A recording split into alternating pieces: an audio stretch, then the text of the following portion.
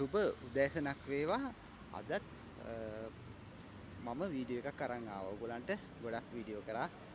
2015 දී අනාවැකියක් වුණා උත්සාහගම ලෝකේ පළවෙනි තැනට එනවා කියලා. ඒක පස්සේ බලද්දි ආනන්ද මෛත්‍රී බලංගොඩ හාමුදුරුවෝ ඊට අමතරව ලෝකේ අනාවැක් කියන ගොඩක් අය ඒ වගේම ආතර ශ්‍රීකා ඒ අයත් මේක සනාථ කරලා තියෙනවා. මම දන්නේ ඒ මට දැනෙච්ච දෙයක් තමයි මම කිව්වේ බලනකොට අධ්‍යයනය කරලා බලනකොට මේ වගේ තත්ත්වයක් වුණා.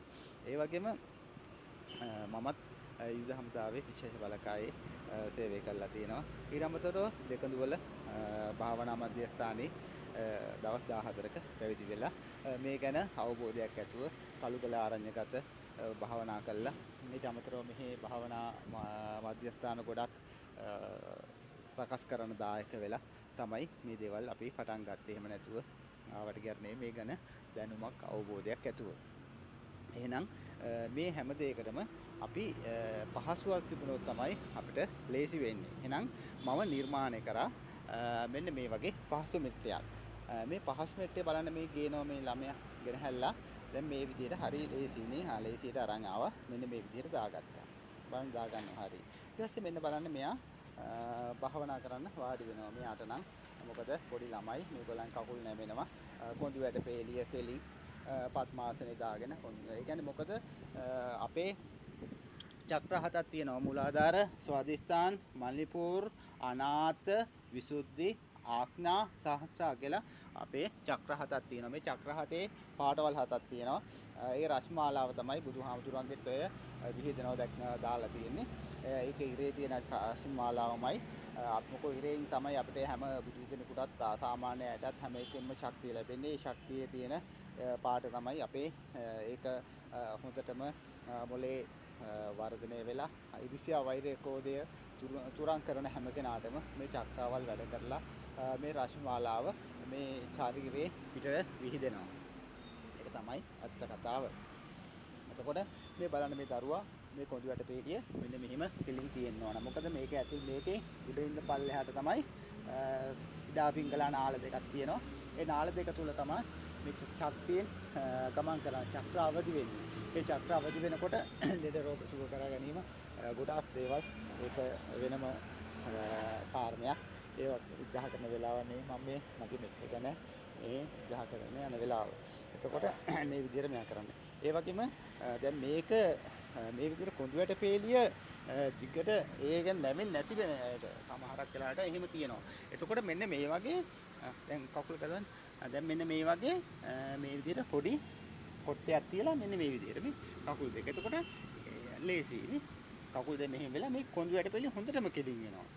එතකොට තව මේ කොඳ නැවෙන්නේ නැති මේ නහර ඇදිලා නැහැ. මොකද සමහරු මේ වගේ ඉඳගෙන යෝගා ව්‍යායාම කරලා ඒව නැති හින්දා ඒ අයට මෙහෙම උස මෙට්ට තියෙනවා ප්‍රමාණිකූලව මේ විදිහට පොඩි කරලා එකපාර මෙහි ගානට වාඩි වෙලා භාවනා කරවලා ඊට පස්සේ ටික පොඩි කරලා පල්ලෙහාටම මෙතනට අරගන්න පුළුවන්. ඒක ප්‍රමාණිකූලව තමන්ගේ උත්සාහය මතින් තමයි මේ දේවල් කරන්න පුළුවන්. හරි. දැන් බලන්න මේක මේ පහසු මෙට්ටය. හරි. නැගිටලා මෙන්න බලන්න දැන් මේක නමන විදිය. හරි ලේසියි. ඔන්න බලන්නකො මේ පහසු මෙට්ටය. අන්න මෙහෙම නැමුවා. ඊට පස්සේ මේක මෙහෙම ඊට පස්සේ මෙන්න මෙහෙම කරලා දැම්මා. දාලා මෙහෙම දාලා මෙන්න මේ විදිහට ඇලෙව්වා. අලෝගෙන ගන්න අතර ගන්න. ඔන්න අරගෙන යත හැකිනේ. හරි පහසු මෙට්ටය. එතකොට ඕගොල්ලෝ පරිහරණය කරන්න ධර්මය අවබෝධ කරන්න එතකොට ධර්ම දේශන අහන්න.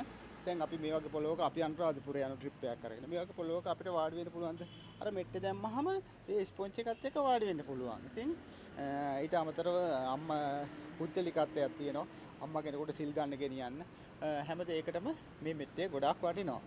ඉතින් ඕගොල්ලොත් මේක මිලදී අරගන්න.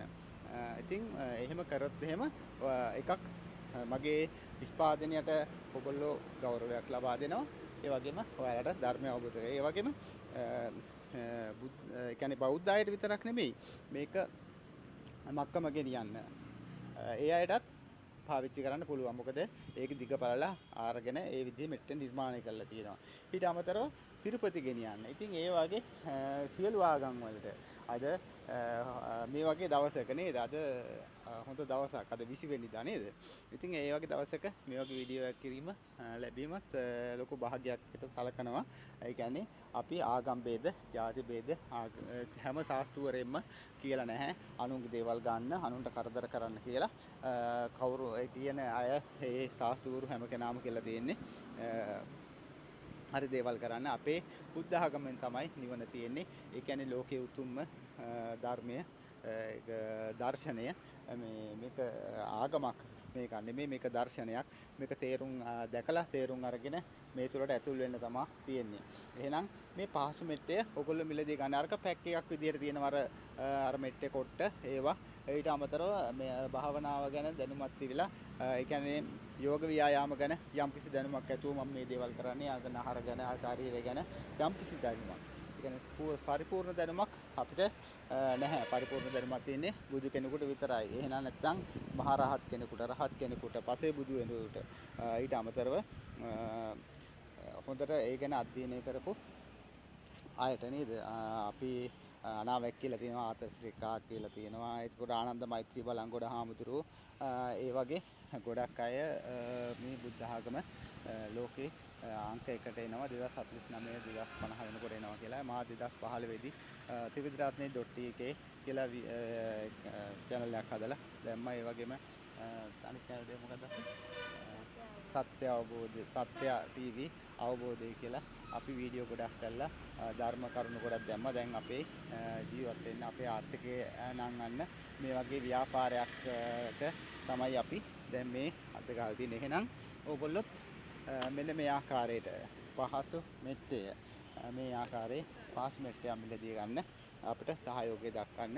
ඒ වගේම මේක පිරිකරක් හැටියට පූජා කරන්න අම්ම කෙනෙකුට පොඩි ළමයෙක් ගෙනහැල්ලා මේ වගේ තැනක තියලා තියන්න පුළුවන්. ඒ විදිහට වෙනම මේකට නිර්මාණය කරලා තියෙනවා. හැම අතකටම මේක ඒ වගේ අයට නිර්මාණය කරලා තිනවා. එහෙනම් මේක අරගෙන සහයෝගයක් දක්වන්න. ඒ වගේම ඕගොල්ලන්ගේ ධර්මය අවබෝධ කරන්න.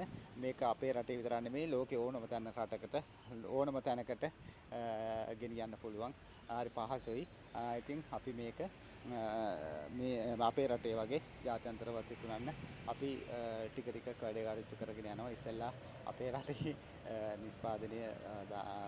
නිෂ්පාදන මේ කරන්න ඉස්සෙල්ලා හොඳට අලවියක් තිබුණා යම්කිසි ඊට පස්සේ මේ රුපියලගේ අඩු වෙලා මිනිස්සු ආර්ථික වැටීමත් එක්ක අපේ බිස්නස් එකත් ගොඩක් අඩු වුණා. අපි බලමු යම් දැන් ඉස්සරහට කොහොමත් ආධ්‍යාත්මික යුගයක් 2049 වෙනකොට අපේ ලෝකේ ලංකාව ලෝකේ පළවෙනි තැනට එන්න ඕන. ඒ අපි නෙමේ සාමාන්‍ය මැති ඇමතිවරු කියපු එක නෙමේ ආනන්ද මෛත්‍රී බලංගොඩ හාමුදුරුවෝ මතු බුදු වෙන අය කියපුවා. ඉතින් ආතරසිකාකයි ඒ කියන්නේ තව අනාවැක් කියන අය කියපුවා. එහෙනම් අපි බලමු. එහෙනම් තෙරුවන් සරණයි. රූටි බලන්න මේක ඔෆ් කරලා